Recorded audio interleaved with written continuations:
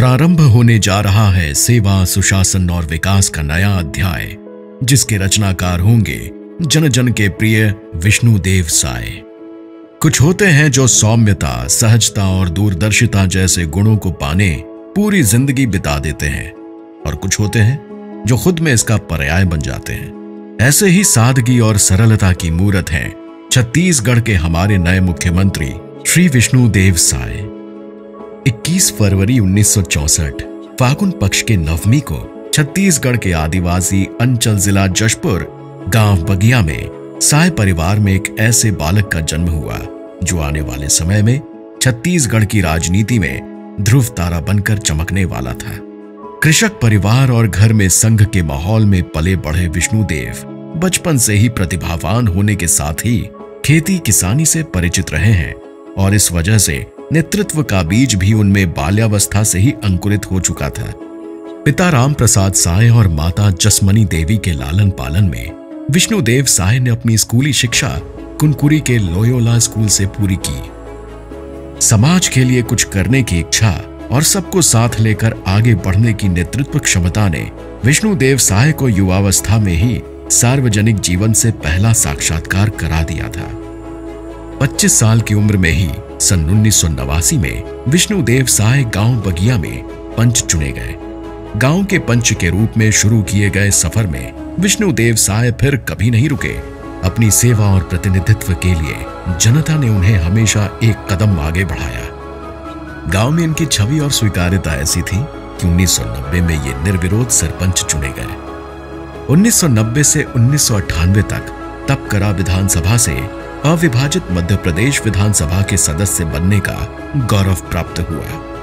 अपनी जिम्मेदारी का बखूबी निर्वहन और जनता का उनके प्रति प्रेम ही था, जिसकी बदौलत साल 1999 में विष्णुदेव साय 13वीं लोकसभा में रायगढ़ लोकसभा से संसद सदस्य के रूप में पहली बार लोकतंत्र के मंदिर देश के संसद भवन की दहलीज पर पहुंचे। फिर साल 2004 में विष्णुदेव साय एक बार फिर रायगढ़ लोकसभा से सदस्य निर्वाचित हुए। 2006 में इनके नेतृत्व क्षमता और सबको साथ लेकर चलने की खूबी को देखते हुए भारतीय जनता पार्टी के केंद्रीय नेतृत्व ने विष्णुदेव साय को छत्तीसगढ़ का प्रदेश अध्यक्ष नियुक्त किया। 2006 में प्रदेशाध्यक्ष रहते छत्तीसगढ़ में इनकी पार्टी की एक बार से सरकार बनी। 2009 में पार्टी ने लोकसभा चुनाव में एक बार फिर विष्णुदेव साय पर अपना विश्वास जताया और विष्णुदेव साय को रायगढ़ संसदीय क्षेत्र की जनता ने लोकसभा पहुंचाया। 2011 में पार्टी के प्रदेशाध्यक्ष के रूप में एक बार फिर विष्णुदेव साय की ताजपोशी की गई। फिर आया साल 2014 का वो समय जब पूरी दुनिया में भारत सूरज सा चमकने जा रहा था। देश में माननीय नरेंद्र मोदी जी की सरकार बनने जा रही थी। तब रायगढ़ ही नहीं बल्कि पूरे छत्तीसगढ़ की मजबूत आवाज बनकर दिल्ली में विष्णुदेव साय उभरे। 16वीं लोकसभा में बतौर सांसद विष्णुदेव साय केंद्र सरकार में इस्पात, खान, श्रम और रोजगार राज्य मंत्री के रूप में न सिर्फ प्रदेश के प्रतिनिधि बने बल्कि अपनी मजबूत प्रशासनिक क्षमता और कुशल नेतृत्व का भी बखूबी परिचय दिया। कठिन समय और चुनौतियों में भी विष्णुदेव साय ने धैर्य और कुशल नेतृत्व का परिचय देते हुए 2020 से 2022 तक पार्टी का नेतृत्व किया।